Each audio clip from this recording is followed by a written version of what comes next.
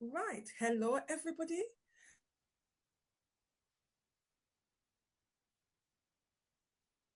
This is Debbie from a while since I've been on.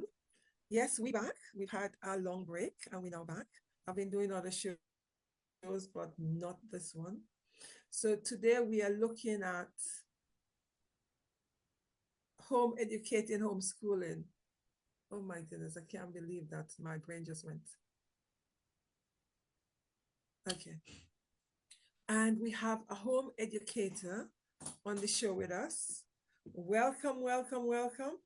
Thank you so very much for accepting the offer to come on. I really appreciate that because you didn't have to come to share your journey, and you come to share your journey is wonderful. And it also means that other people are going to be aware of the importance of home educating, homeschooling, because some people feel that they are not capable of doing this kind of stuff. They feel that they're not educated enough to do that. And I'm always saying to them, the first educator is the parents, because you know your child more than anyone else. You know how your child works, you know what your child enjoy, what your child don't enjoy. So welcome, welcome, welcome. Please introduce yourself. Thank you for having me. I'm Genevieve Jennings. I live in Cardiff in South Wales, UK, and I've got 4 children, 2 of which are adults, a 16-year-old and an 8-year-old. I home educate the 8-year-old. Fantastic. Thank you. It's interesting the fact that you've got 4 children, but home educate the last one. Why is that? To be honest, I couldn't really financially manage to home educate my younger 3. I had them quite close together. I was quite young when I had them as well. And when they were quite little, I went to college, then university, because in my head I was going to be a primary teacher. So I did a degree in early childhood studies and education. And as I was studying, the more I studied, the more I went into schools, the more I thought, you know what, I don't think I agree with the school system. And as my children went through the school system, I was seeing that it wasn't supporting their needs, particularly my oldest 2. My eldest has ADHD, and my second, my daughter, we think she's probably dyslexic. And we just found the school wasn't meeting their needs at all. My middle boy, he's 16, just finished his GCSEs. He's a lot more academic, whereas the other 2 are more into practical type subjects. So he's kind of coasted through school. He's done okay. We didn't want to pull him out away from friends or anything, but I just didn't want to take the risk when I had my fourth child. And I'm glad that I didn't take the risk and send him to school, because actually it's looking like he's possibly autistic. He's currently on the waiting list for an autism assessment. 2 years in, it's a 3-year wait here in the UK. But if I sent him to school now, I definitely feel he would struggle. Class sizes would be an issue because he doesn't manage crowds very well. He could possibly mask because he wants to do well for particularly strangers he doesn't know. He'd want to show he was, behaving, and then I'd probably get meltdowns at home, because I did have a lot of that with my eldest.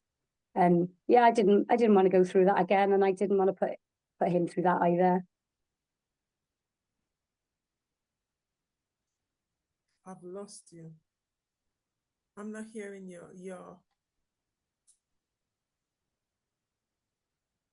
Can you hear me? Right. Okay. Thank you for that. One of the thing is, okay. Oh gosh, we have nothing. One of the interesting thing about, can you? Yes, I'm hearing you now. Yes. Thank you for that. One of the thing is, I'm having echo. Are you hearing me echo? Yeah, I can hear you though. Okay, okay. One of the thing about that is the fact that you were able to identify quite earlier on before you made the same mistake. Do you think that it was a situation was because I can you, hear you though. okay. Do you think it was a situation because you went to university and you did early childhood studies, so you were able to identify what the issues were? Yes, yes.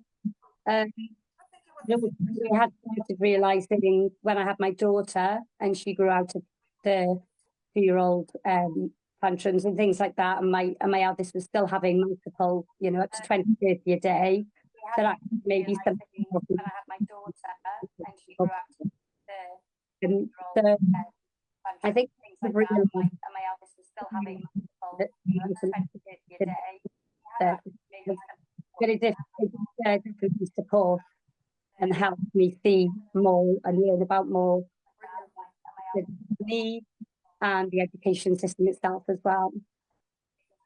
Very different support and help me see more and learn about more and the education system itself as well. Right. Another thing is, what would you do differently with this child than you've done with the previous three? Well, originally I thought home educating. He's never been to school. He's 8 now. So I knew from the off I was going to home educate him, and we were in a position to be able to do so, which we were with the home educating. He's never been to school. He's 8 now. I've been doing more learning from the aim was to learn to play in the early years, which he did, and then do a bit more formal learning from the age of 7. But actually, it means that he's the loads of environment. So we still do a lot of hands-on learning, a lot of learning through play, a lot less formal learning. And our day learning from the age of 7, but actually it means that he's the loads of environment. So we still do a lot of hands-on learning, a lot of learning through play, a lot less formal learning. And our day learning from the age of 7. Oh my goodness. Are you hearing me? Yeah. Right. There seems to be background noise. Another thing is, when people say, one of the things I get questioned all the time, that when children are home educated, they're not able to communicate effectively. What would you say to that? Well, a huge misconception actually that home educated children, stay in the home and they don't socialize at all, which is ridiculous, to be honest. If you look at a school situation, you've got children exactly the same age in the class. Home educated children, and they don't socialize at all. The odds of finding work. If you look at a school situation, you've got children. They work on and they're not really socializing. They're not getting that free time to play, completely God-led without any adult intervention. And we see studies all the time advocating, the value of play and the people's play 45 minutes out of play for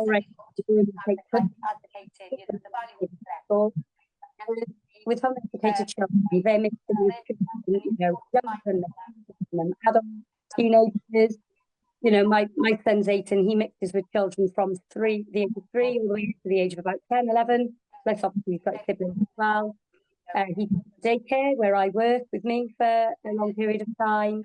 He mixes with children from the age of about 10, 11. School. So he actually like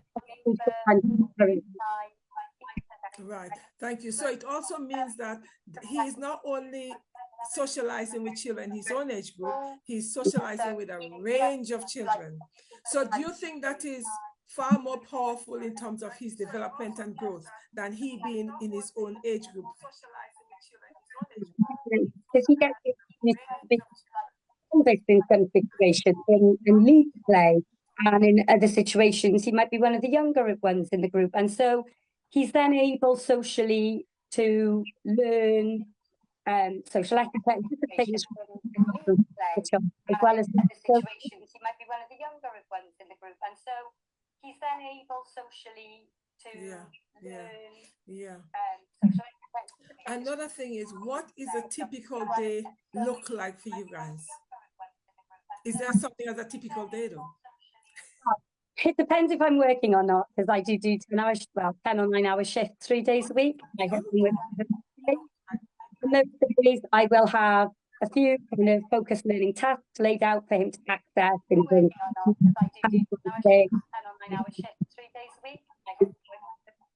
But then when I'm home on the 4 day, we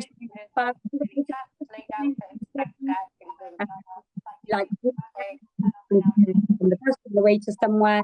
We go out with walking groups. He always covers reading, writing, and maths on a daily basis, and done some topic work. But we're very flexible. I've got one maths. Yeah, normally probably spend learning will do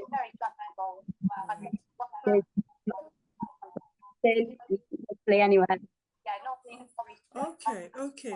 So for you, do you think that the curriculum should consist of play more than anything else, much more play than anything else? Why is that?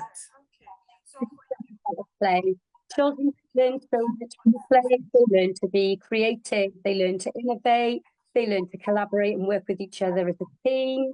They also can do independent things. I think it's important for children to be bored as well. You know, if you're child is bored, new.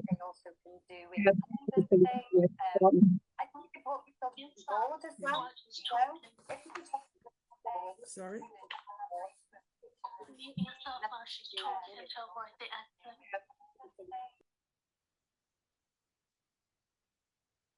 Okay. Another thing is, what would do you follow the national curriculum? I have knowledge about the national curriculum and know where my child should be at for his age, purely in case he ends up, needing to go to school at a later date for secondary school. We're not sure yet what we're going to do. Originally, I'd agreed with my husband that he'd go to school from year 5 in order to make friends and go to secondary. The more I home ed him, the more I don't want him in school at all. I want to keep him home ed as long as I can. But I'm also mindful of what his peers are doing and want to make sure that he's not kind of having any gaps in his learning or anything like that. But we do not follow the national curriculum. No, we've got wild maths curriculum. We're quite Montessori aligned, so he uses a lot of Montessori materials for reading, such as the 3-part cards, pink series, blue series, green series, and movable alphabet for writing, spelling. We use a lot of games, especially in math. All different ways of learning. I've learned to be quite creative in order to fit the learning in, because if my son thinks he's learning, he's like, no, I don't want to do it. So I have to be very creative and try and make everything hands-on, relevant, and play-based to really engage him. But also, I think it's important that he is engaged and enjoying it, because, there's so many studies that say if a child's not enjoying what they're doing, they're not taking it in. If you look at children in schools, how much are they actually taking in? If they're sat bored in a class, if they're not engaged in the topic, I don't know how much you remember from school if you went to school. I don't remember too much, to be honest, of what I learned in school because I wasn't interested in it. But now as an adult learning about things I'm interested in, the information is retained far better.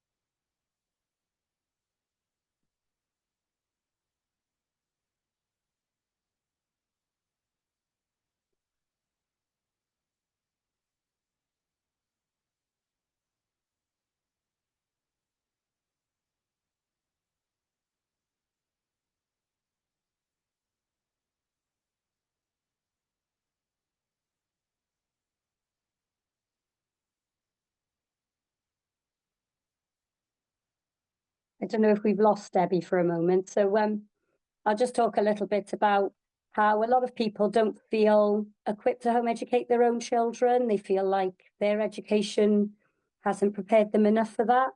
And what I would say to those people is if you don't believe that school has equipped you with the knowledge and the confidence to educate your own children, why would you want to send your children to that school, you know. I think it's important that we learn together. I've learned so much from home educating my youngest child, you know, and it's a journey, and I learn with him, because I'm not teaching him, I'm facilitating his learning. Oh, is she coming back? Sure. Yeah, I'm facilitating his learning rather than teaching. Oh, are you back? Yes, I'm not too sure I'm not too sure what happened there. I Yeah, can't tell you. You remember I said to you, with life, everything happens. Another thing is, right? Do you think now that the fact that you've got three children who've gone through the education system and one not, do you think that the education system supports the children for what they want to do in the future? And do you think it supports their needs? What are your thoughts on that? To be honest, I think school systems, you know, they were invented, you know, in Victorian times for the Victorian workforce. We're no longer there.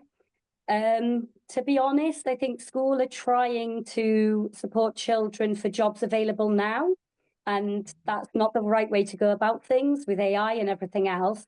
We can't second guess what jobs are going to be there for our future children. You know, 10, 20 years ago, I wouldn't have known that content creator would have been a job, but it is, you know, people earn lots of money from that. So, because you can't second guess what jobs are going to be available and what jobs are going to disappear with I don't think you should be looking at supporting children to go into specific jobs, but we should be supporting children to enjoy lifelong learning, be adaptable, be flexible, be able to hold a really good concentration span. That's going with all the screens as well. You know, so many children are on screens for long periods of time a day. Yeah. And we're going to be looking at a workforce of employers and employees who cannot concentrate, which scares me and worries me, to be quite honest with you. I think we need to be raising innovators, curious thinkers, and children who want to learn and empower and improve themselves in their education. I so agree with you there. I so agree with you there. Because everything the education system is now teaching is not fit for purpose. It's no longer relevant. No, no, it doesn't. It's not fit for purpose because in terms of you sit at the desk, folks sit in the classroom, focus, look on the board. That doesn't exist anymore because you could be working from home, you could be working from anywhere. You have a laptop, and that's you're on the laptop. That's your job. And I do feel that school haven't got it because even when we had COVID, I thought that fantastic.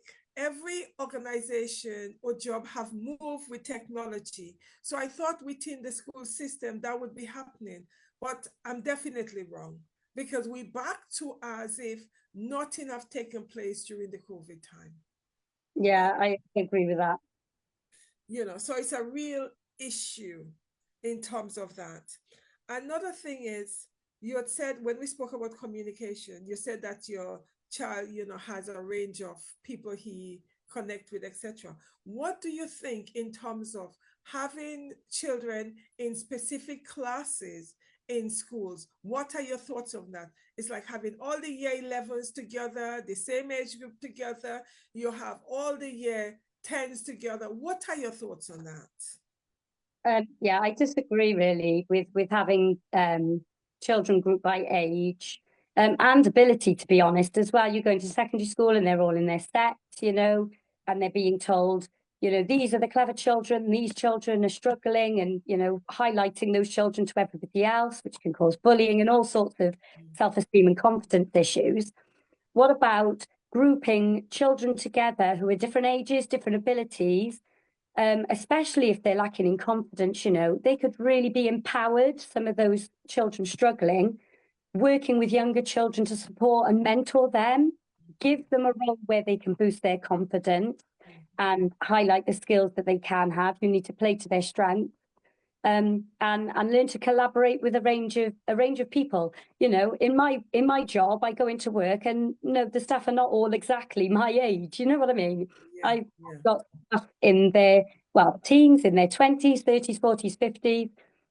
And I can get on really well with all of them, and I can work well with all of them. But that's despite going to school. You know, I learned to work with a range of different age people when I went to my first job after school, and I did find it very daunting, to be honest, at first. So I think if you had schools where children were mixing different ages, different abilities, they'd be far better equipped in the workplace. You know, and the whole point of school is to equip children for the workplace. And I just don't feel like it's doing that currently. Yes, I so agree with you because when you think of it realistically, when they go to work, they will not be working with their own age group. So that in itself is a failure within the education system. Yep. Because when they cannot communicate, it's like, oh, well, this child cannot communicate, but we are not equipping them to do that in the education system. You know, putting them with the same age group. When they go to work, there's no same age group. As you rightly identify, it's a whole range of age group. When you actually go to work, it's different people, and they're not equipped to deal with that. No. And you know, you could have a boss who's 10, 20 years younger than you, as well as 10, 20 years older than you. And how are they going to kind of navigate that and work around that when they haven't had the experiences earlier on in life? Yeah, exactly. That comes to my next question. Thank you. Do you think that homeschooling and home education equipped young people with the necessary skills that would make them more employable? Oh, definitely, yeah, because you know they've got far more opportunities for life skills and things. You think of a school day, you take away the 13 weeks a year that school's not open. You take away weekends, inset days, toy days, film days, and all the rest of it. You take away time settling the class. You Mhm, add on that you're doing one-to-one tuition, and it's a bespoke education exactly tailored to your child's needs and ability and interest. So you're going to have far more time to pursue life skills such as budgeting and cooking, you know, woodworking, sewing. But you're mhm, also going to be able to offer a far more superior quality education in the hours that you're doing a more kind of, well, not, you know, some home educators are radically unschooled and they don't do any formal learning at all. But for those of us that do a little bit of structured, more formal learning, the mhm, quality is there. You've got that one-to-one tuition, you know, and even for the radical unschoolers, they're facilitating their children's learning. They're not teaching them, mhm, and they're guiding them, you know, through the way and helping to empower them and encourage them to be active learners and to want to continue a love of learning, you know, lifelong. Learning doesn't finish in school. I'm mhm. still learning and I enjoy learning and I want all of our children to enjoy learning. Thank you. So, what aspect of home education does your son enjoy? Definitely hands-on things. He loves science experiments. We often go to Techniquest, which is a science museum in Cardiff. They have home educator days once a month, where they've got a lab and they get to do fun things with chemicals and mix in all different colours, pH levels, lighting fires and bushcraft skills as well. And he loves forest school. You know, he can use hand drills, he can use hammers. My husband winces. He's like, you take him to forest school, I can't watch. But you know, he can use real tools and saws and all sorts, and he's got the confidence to do so. But also in that environment, he's safe to do so. He knows how to keep himself safe in order to do those things. Mhm. Thank you. Would you like to tell us what is forest school? I know, but probably my audience doesn't know. What is forest school? So forest school kind of comes from Scandinavia, I think, originally. And it's basically children go into an outdoor classroom, I suppose, if you like, in a woodland area. You know, it can be urban. It doesn't have to be, you know, off in the Brecon Beacons or Scottish Highlands or anything like that. But children learn to use real tools. So they will have hand drills, they will have hammers, they will have nails, and they will have natural resources and materials such as conkers and acorns and log slices, in which they can create things from. So my 8-year-old previously has made a car using a log and then log slices as wheels. and hammering nails into those wheels to get the car to move. He's made bug hotels, bat boxes, bird boxes, funky hedgehogs with lots of nails in for spikes in a block of wood. And I think he made a ladybird as well, which he painted a round disc of wood and then used the hand drill to make the ladybird spot. All sorts of fun activities, but they encourage life skills, you know. Myself and my husband are not great at DIY, so if he's great at forest school, we can have that. So he's gonna come and help you do DIY in the house. My bookshelves. Thank you for that. Another thing is, at what age do they expose them to these things? Well, my little boy's been going to forest school since he was 2. They had a wild tot session, which was basically kind of forest school for toddlers. They didn't have the tools the same, but they would have clay and small world toys, and they would explore the natural environment using different activities and story sacks, such as things like bear hunt. So he went on a barefoot bear hunt walk where he walked through long grass and through mud, and they had kind of clay snow. And through doing that from such a young age, now that he's 8, you know, and he can be introduced to child-sized adult tools, he's had the I think of the word, he's had the experience and the time to become confident and proficient using those tools. Right. Thank you. It's interesting. So, which means that he transitioned from the, Bob the Builder, right, toys to real life toys. That's fantastic. He's got a Montessori approach, so I've kind of never given him toys in that respect. Right. He has a glass from, as soon as he was able to drink from a cup, it was a glass. And so I've always introduced him to real child size, but real life items in terms of physical life skills. Yeah. Right. Thank you. And in terms of the fact that I don't believe in comparing children, but at the same time, because you have one you home educating and the other 2 have gone into the education system, do you feel that the education system have, although you say that the other 3 have gone through the system, the other one have just done his GCSE, do you think that the education system have really met the needs of those 3 that was in the system? How do you think that they were disadvantaged being in the system? I think being one child in a class of 30 disadvantages you straight away, regardless of whether you're neurotypical or neurodiverse. But certainly for my oldest 2 children who are possibly neurodiverse, my oldest has got a diagnosis of ADHD.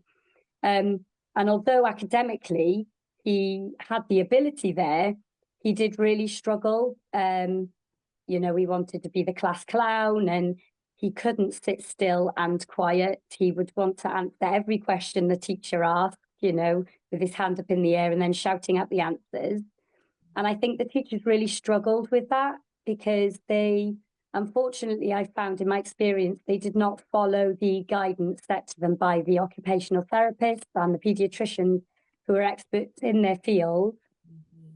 And so I'd often get phone calls about his behaviour and things like that. So he was definitely not supported with his learning there. And my daughter, again, the school actually took support away from her when she hit year 10, right when she needed it most to do her GCSEs. And I really had to fight to get that support put back in place for her. And she really struggled with English and with maths particularly. So my third is a bit more challenging to say because he has done well with his GCSEs, and he is more academically minded. But he's had other struggles. He's definitely struggled with the pressure the last 2 years. Yeah. And he struggled, waiting for those results, knowing he's going to start college. He's in college now. And so he's had different struggles, I suppose, to the other 2. Whereas I definitely find my youngest, I know that his confidence and his happiness, they're my priorities at the end of the day. You can have the best results in the world, but if you're not happy, then, it's irrelevant, isn't it? If you're not happy, then... Yeah. Thank you. Do you think that in this case, in terms of your children diverse need, do you believe in special education needs, special education whereby you're having special schools? What are your thoughts on that? Budget wise, where the government's at the minute, I think that they are definitely needed Mm-hmm. because there's just not the resources and staff in place in mainstream schools currently. Mm-hmm. And I've also, obviously working in daycare, seen firsthand children that do need one-to-one support. You know, I've heard that they're taking away a lot of one-to-one support now.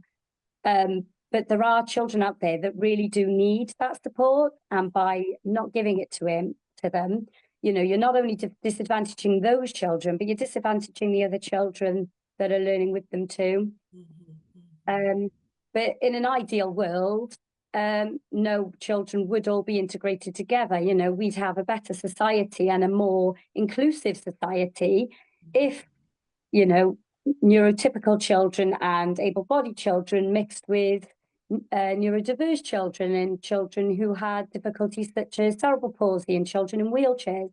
You Mm-hmm. know, a lot of children don't get the opportunity to meet Mm-hmm. Yeah. children, you know, and then that in society, I find that then they are ostracized. Yes.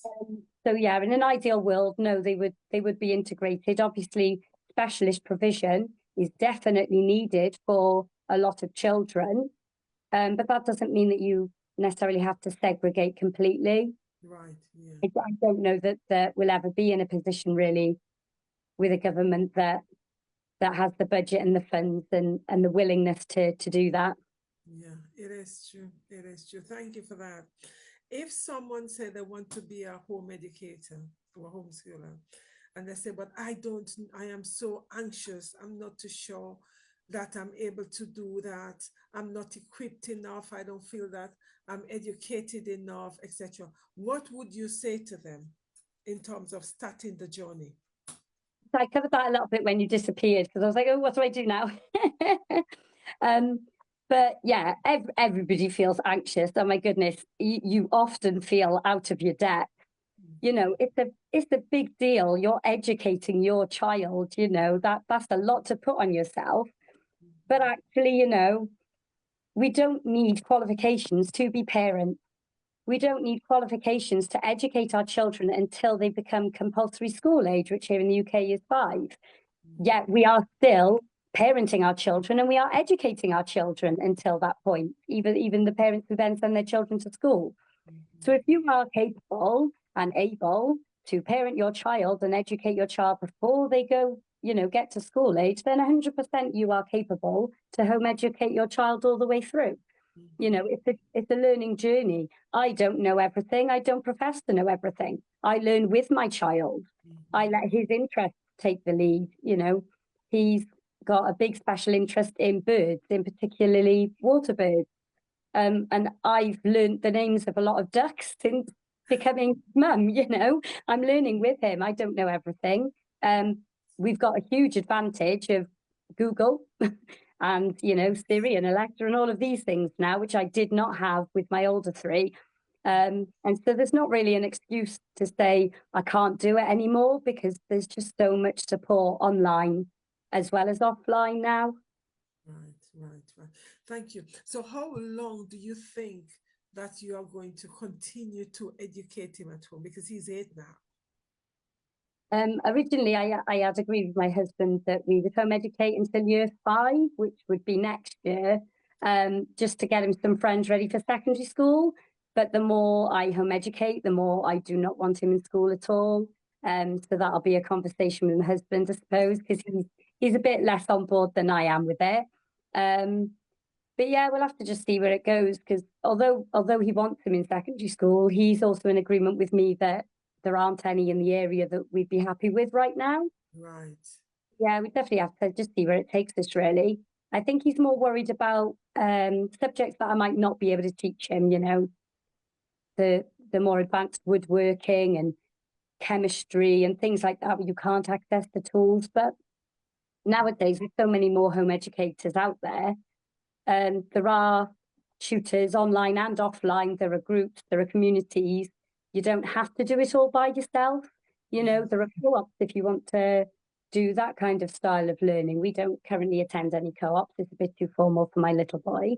Okay. But definitely secondary school level, I could look at outsourcing some of the education to science, you know, a science group where they've got access to the chemicals and woodwork teacher that can teach them things that I'm not able to do myself.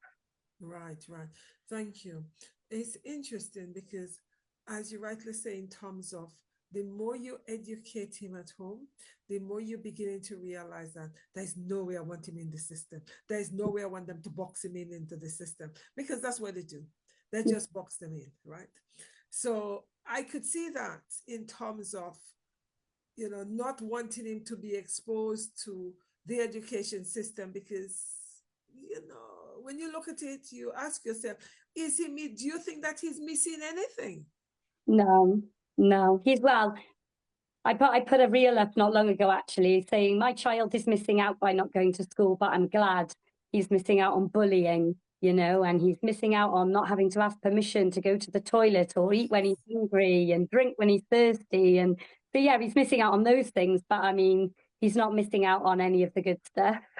Yeah. It is true because I was just thinking of that because one of the things that, okay, when you're at work, you have set time to have lunch, but when you're at work, you don't have set times to go to the toilet. You go when you want to go. But when you're in school, that's one of the areas I am so against. It's not funny. You have, if you put your hand up and the teacher don't feel that you should go to the toilet, you don't go to the toilet. Or the teacher say, following some rules from the school that says, oh, you should go to the children, you should allow the children to go to the toilet in the morning or at break time, and in the evening time, afternoon time, they should be able to regulate it. And I'm saying, but when they're at work, that doesn't happen. When they're at work, they go when they want to go. And how embarrassing, you know, for a secondary school child to have to put their hand up and announce to the class that they need the toilet. You know what I mean? Like, it's quite, yeah, it's not nice, is it? It is not. That's why I say, one of the age group I teach is the sixth form. And I say to students, one of the things I announce in my session is when you want to go to the toilet, just quietly get up and go because I know you are not bunking my lesson. But because they've been so conditioned to always ask to go, it's like when they put up the hand, I think they're answering a question, but they're asking, Miss, can I go? I said, what did I tell you? I said, I thought you were answering a question. I said, I told you, quietly just get up and go. So it's like trying to get them out of that conditioning aspect. And I do find it's wrong when they want to go toilet, they have to ask to go toilet. After break, after lunch, when they come in and they say, Miss, I need to go to the toilet because at break time I was doing it. I said, I don't want all the details. Off you go. So it's really is sad that school not only condition them in every which way, you also condition them in terms of their body function. Mm. And that's a kind of a challenge for me. Another question is in terms of abuse, in terms of relationship, in terms of emotional, regulating your emotion, how do you support your child to do that? And how do you think that the school have done that to your previous children? Well, that's something you can't really do in a lesson, I don't think. You know, that's something that you have to kind of focus on in the moment, you Mm-hmm. know, talking to your child. Maybe if they're overwhelmed, you know, wait until they're calm, but have discussions, open discussions with your child, and let them know that it is okay to have those feelings as well, you know. You can let your child know that you feel those feelings and give them ways that you might keep yourself calm in times that you can feel your anger rising or you're becoming overwhelmed. Mm-hmm. And they need tools, really. It's really good, I think, to have a toolkit that your child can know, right, when I feel like this, I can do this and it'll help me calm down, whether that's ripping up some paper or doodling or, you know, even having a little bit of screen time if that's what helps regulate them. Mm-hmm. But they know then themselves, when I feel like this, if I do this, it'll help me. And it's really important, I think, that children know themselves and are empowered to do what they need to do to help themselves as well, rather than feeling like, oh, I can only do this if I'm taught it and told X, Y, and Z. Because something like emotional regulation is definitely not one size fits all. You know, learning isn't one size fits all. Some children learn better with doing, others are visual learners or audio learners. And it's the same with emotional regulation. Children need to know themselves. Yeah. And, you know, in a home environment, they're going to be far more comfortable and confident to be themselves and to, you know, if they've got neurodiversities, they're not going to feel the need to mask in the same way as they might in school. Yeah. So, yeah, I definitely feel like a home environment is a place for emotional regulation. Even if your child goes to school, I think parents should be dealing with that aspect, really. Right. Thank you. And I do agree with you. Okay. Thank you very much. The final question. What tips would you give parents in terms of home educating? What would you tell them for someone who is a little bit apprehensive in want to do home educating? What tip would you give them? Do your research. There's, you know, a wealth of resources online from Educational Freedom here in the UK. I'm sure other countries have got similar websites and support. I would say, especially here in the UK, I don't know what it's like in other countries, but you do not need to pay for the advice and for the resources and for the support. So anybody telling you that you need to pay them, you don't. It's available for free. Research the legalities, especially at the moment in the UK, we have the schools wellbeing bill coming into force, being discussed through the House of Lords currently, which is for safeguarding, but there's more to it than that, I think. Of Um, course. yeah, but yeah, just research, really. In terms of the legalities, you don't have to follow the national curriculum. You don't have to stick to a school time. You just, the law in the UK is that you just have to provide your child with a suitable full-time education. But remember, full-time, when I talked about before, the school, you know, not being open for 13 weeks a year, not being open at weekends. So if you look at all of that, you know, for a child of 8, 2 hours is sufficient a day. You know, for a secondary school child, you might want to be doing more like 4 or 5 hours, and that's fine. As long as you feel that you are providing your children with a well-rounded education that's suited to their needs and ability, and I would say interest as well, because if they're not interested, they're not learning. Then you're good to go, really. Yeah. Yeah. That's the thing with home ed is, you know, it's really flexible and it gives you the freedom as well. Yes. Thank you so very much for that. I really appreciate that. Thank you very much for coming on to share your journey with us. It's been fantastic. It's been very, very informative, especially some of the things you're saying in terms of, you know, people feel that they cannot educate their child or children, but they fail to remember that they're the first teacher. Because, And the yeah, fact that the national curriculum is not compulsory. You know, we have been brainwashed to think that it is compulsory and your child must follow that structure. And the sad thing of it, when some people start home educating the children, they tend to follow the school day, yeah, not that's real all. exactly, not realizing that you don't have to follow the school day. You know what your child needs, that's what you do, you know. So I think reminding is necessary. So thank you so much for that. Thank you very much, audience, for listening to the session. I do apologize. The first time we had some technical challenges because we were echoing. This shows when you actually go live, all these challenges happen because it's not something that is pre-recorded and edited. What we do, that goes straight on, right? Because it's natural. So there's no point in we pretending to, you know, to fix it up. No, we need to just go as we are. Thank you very much. Thank you very much, everybody. And I see you guys tomorrow when I do the Female Educators Roundtable, looking at teachers. What are some of the challenges? You know, as you've seen the challenge in terms of, you know, your child, could you imagine we have to deal with 30 of the children who emotions are not regulated after coming back from COVID, they're high as a kite. that, you know, they have, I keep on saying to my students, they have TikTok brains because the attention span is 3 minutes. So bearing those in mind, how are we going to teach them to make sure that they're actually learning? So thank you very much, guys. Take care.